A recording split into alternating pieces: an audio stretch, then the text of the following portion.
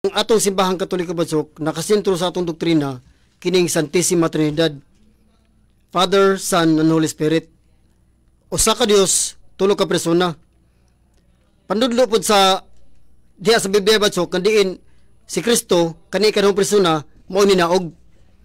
Mabasa nato diha sa Lucas o kapitulo 1. Mabasa gid diha diin ang mahal nga birhen gibalo sa anghel nga si Saint Gabriel. Mabasa gid basok Biblia gikan sa old ngadto sa new nga si Jesus Christ dinaog og nagtukod sa atong simbahan batsok diha sa Mateo 16:18. Gitukod niya iyang giina si Pedro sa ibabaw ni bato, pagatukuron ko ang akong iglesia. Unya kay wala man mamunga gidanga to sa Roma, iyang giingnan si Pablo maingon nga nagasaksi kanako sa Jerusalem, magasaksi ka usab kanako dito sa Roma. Buhat 23:11. Klaro ka na badsok 33 AD.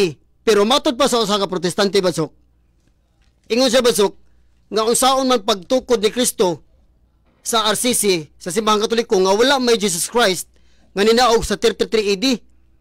Matod pa nining usa ka protestante badsok, wala ko ni Jesus Christ nga ninaog diha sa 33 AD.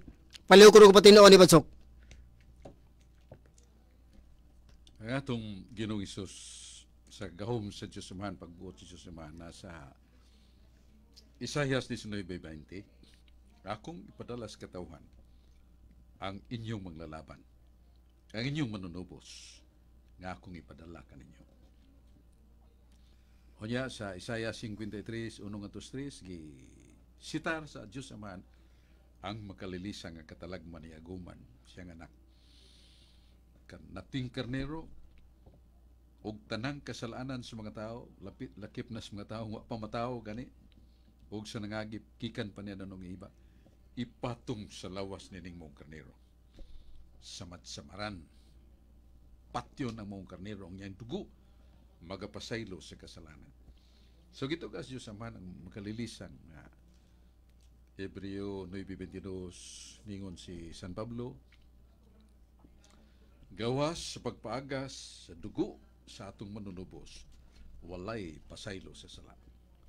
Hebreo 9:22. Muna nga, the truth tells us nga, ang amahan, gani niya si Jesus, gi-challenge niya ang mga katong nagukod niya.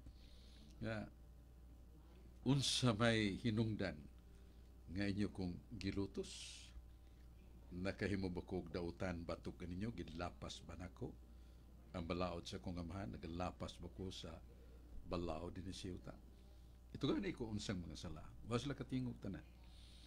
So muna nga si Jesus samtang magwali nagsunod na niid tung iyang mga kaatbang sa pagtuo, muli kay siya, kay mingo siya, my time has not yet come. Onya sa San Juan 12:27-28, mingon si Jesus, amahan ko, mabut kining makalilisang nga ako nga tubangon, nga mong pagukod ug pagpatay kanako. O ako ba ning sibugan, ug mutago ba ko anong paglikay niini? Dili, ako ning atubangon, kay mo ning tuyo na ko sa pag-anhis kalibutan.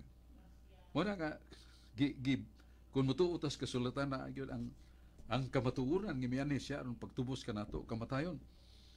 Pero niingon siya nga, patya ko. Kay si katulog adlaw, papangunon ako akong patayang lawas. Kulbahin na magipaabot sa mga apostolis sinugdam rag may tabo pa katong hisulti ni Kristo.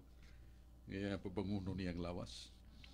Ngaya mga mabibayon nga mga saserdote o mga dagko sa tinuwang Judaismo, nagkatawa.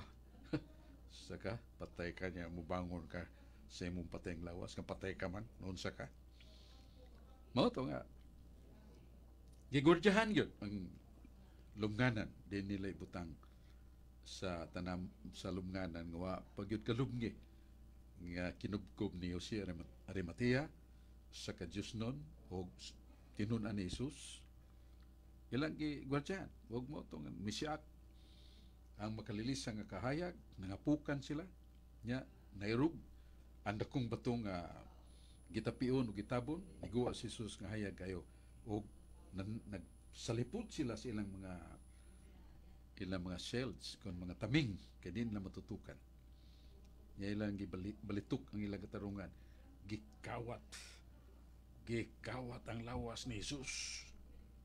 Saksi ming gikawat. Iyon to mga kapitan nga makinanmanon kayo. Di nakatuhuan ng inyong isulti yung gikawat niya. Saksi mo gidakop na taton yung nagawat. Maldito gimo pero mo iutok. So mo na nga si Jesus tinuod nga nabanhaw. Ug siya gyud nagbanhaw siyang lawas. Sa 11:8 sa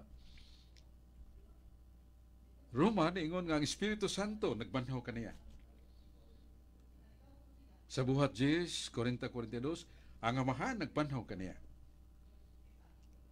Ya sa San Juan 2:16-19, mingon si Jesus, gub-an ninyo kining templo. Kadlaw ako ning pabangunon. Lingon-lingong sa mga observer, 46 katuig tukod sa among mga katigwangan niya. Gubon niya, panguno ni mo si katukad lang. Si San Juan nga nagsuwat ni komentaryo, wa sila kasabot nga ang lawas ni Jesus, templo ang lawas ni Jesus, nga patyon, iya ang pabangunon. Siya ay may pabangon. So mo na nga, kinsa mo gitino nagbanhaw? Ang pagka-Diyos, Godhead. Kaysa Deuteronomio 32:39, ningon ang Diyos, ako ang Diyos, ako ang nailain. Ako'y magbuot nga mabuhi ang tao. Ako siya magbuot sa adlaw sa kamatayon sa tao. So, siya ay nagbuot. Ang Diyos. Muna Diyos man ang Amahan, Diyos ang Anak, Diyos ang Espiritu Santo, Diyos Jesus. Usara man lang pagka-Diyos. So, they can claim the resurrection of Christ done by the Father, the Son, the Holy Spirit in that oneness of Godhead being one God. Three divine persons, one God.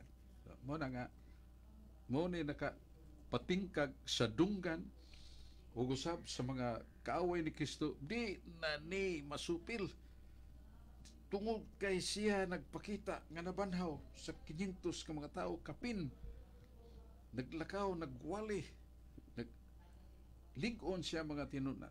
Tanawa karon ingon sila. Ang tibuok kalibutan nagsunod kaniya. Imagine that conversion is so tremendous.